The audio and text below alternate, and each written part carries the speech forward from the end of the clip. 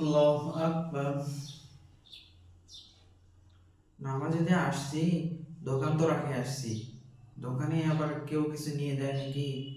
আমার কাছে অমুকে এত টাকা পায়, কবে দিব, টেনশনে পাচ্ছি না। আমার ছেলেটার স্কুলের বই লাগবে, টেনশনে আছি। নামাজে আসলে এই সমস্ত চিন্তাধারা যদি আসে, তাহলে আপনাদের করণীয় কি? নামাজে দাঁড়াইলে আপনারা মনে মনে এই খেয়াল করবেন যে আমরা আল্লাহ তাআলার সামনে দাঁড়িয়েছি, সেজন্য নম্রতার সাথে আল্লাহ তাআলার সামনে নিয়ে দাঁড়াবেন। আর নামাজে দাঁড়াইলে আপনারা যখন আল্লাহু আকবার বলবেন, আপনাদের নজর থাকবে মাটিতে, ঠিক আছে?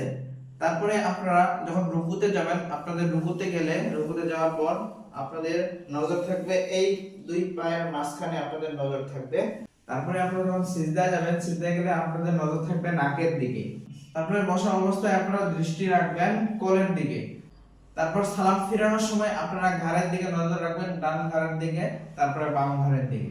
এভাবে আপনারা নামাজে একাগ্রতার সাথে নামাজ পড়বেন, দেখবেন আপনাদের নামাজের মধ্যে কোনো দুশ্চিন্তা আসবে না।